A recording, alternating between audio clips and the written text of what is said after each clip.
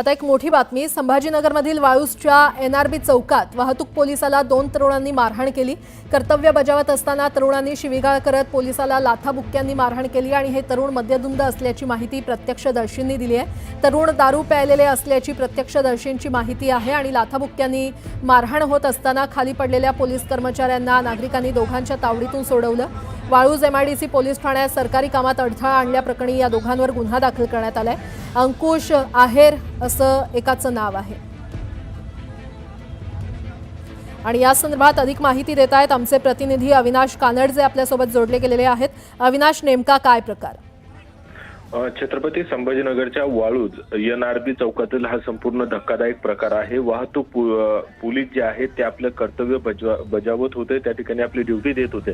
मात्र काही मद्यधुंद तरुण मोटरसायकलवर आले आणि ज्यावेळेस पोलिसांनी त्यांना अडवण्याचा प्रयत्न केला किंवा ते काही नियम तोडले असतील त्यावर विचारणा केली, त्यानंतर त्यांनी त्याच पोलीस कर्मचाऱ्याला मारहाणीचा प्रकार समोर आला आणि मारहाण केली। फक्त बाचाबाची सुरुवातीला झाली आणि त्यानंतर याचं रूपांतर जे आहे ते मारहाणीत झालं। हे दोन्ही तरुण एवढे पिलेले होते की यांना भानच राहिलं नाही की आपण कोणाला मारतोय, कोणावरती शिवीगाळ करतोय आणि अक्षरशः लाथा बुक्क्यांनी मारहाण होतानाचा हा व्हिडिओ आता समोर आलाय आणि आपण दृश्यात ते बघू शकतो। अंकुश रामदास आहेर आणि लक्ष्मण नामदेव खंबाट असे ह्या दोन्ही आरोपींचे नावं आहेत। वाळूज एमआयडीसी पोलीस ठाण्यात यांच्या दोघांवरती गुन्हा दाखल करण्यात आला। मात्र पोलिसांवरतीच हात उघडण्या इतकं याच्यात हिंमत येते कुठून? पोलिसांचं धाक कमी झालाय का किंवा जे काही एखाद्या आरोपीवर पोलिसांचा धाक असायला पाहिजे, प्रशासनाचा धाक असायला पाहिजे, तो संभाजीनगरमध्ये कमी झाला का असे प्रश्न उपस्थित होतात। कारण 2 दिवसा अगोदरच छत्रपती संभाजीनगरमध्ये चाकूने खुपसण्याचे प्रकार असतील असे अनेक प्रकार वाढत चाललेत।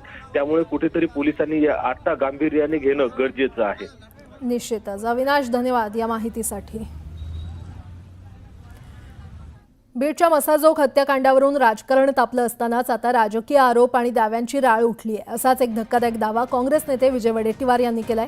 वडेट्टीवारांनी वाल्मिक कराडच्या एन्काउंटरची शक्यता वर्तवत मसाजोग प्रकरणाला वेगळं वळण देण्याचा प्रयत्न केलाय। वाल्मिक कराडच्या अटकेनंतर विरोधकांनी वेगवेगळ्या शक्यता वर्तवायला सुरुवात केली आहे। यात काँग्रेस नेते विजय वडेट्टीवार यांनी थेट एन्काउंटरची शक्यता वर्तवली आहे। मोठ्या आकाला वाचवण्यासाठी लहान आका म्हणजेच वाल्मिक कराडचा एन्काउंटर होऊ शकतो असा खळबळजनक दावा वडेट्टीवारांनी केलाय। विजय वडेट्टीवारांनी केलेला दावा गंभीर आहे, पण सत्ताधाऱ्यांनी मात्र वडेट्टीवारांचा हा दावा फेटाळून लावलाय। मोठ्या आकाला वाचवण्यासाठी या लहान आकाचा एन्काउंटरही होऊ शकतो, म्हणून पोलिसांना विनंती आहे की मोठ्या आकांना वाचवण्यासाठी याचा एन्काउंटर करू नका बाबा। काहीतरी बोलायचं, भडक बोलायचं आणि म्हणून कोणावरही बेछूट आरोप करायचे हा धंदा विरोधकांचा झालेला आहे। ज्यांनी हत्या केलेली आहे त्यांना फास्ट ट्रॅक कोर्टामध्ये नेऊन फासावर चढवणं हा सगळ्यात पहिला उद्देश आमचा या प्रकरणामध्ये आहे। वाल्मिक कराड संदर्भात वडेट्टीवारांचा हा आरोप गंभीर आहे, त्यामुळे सरकारने प्रकरणाचं गांभीर्य पाहता काहीतरी आगळीक होऊ नये याची काळजी घ्यायलाच हवी।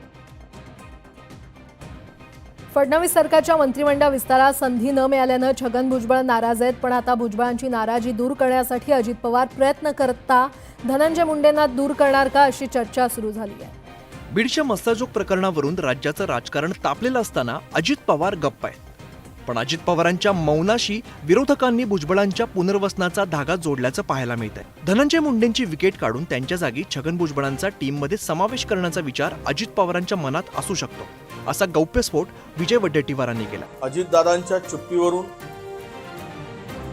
मुंडेची विकेट काढून टीममध्ये भुजबळांचा समावेश करण्याची शक्यता किंवा विचार अजितदादांच्या डोक्यात आहे का?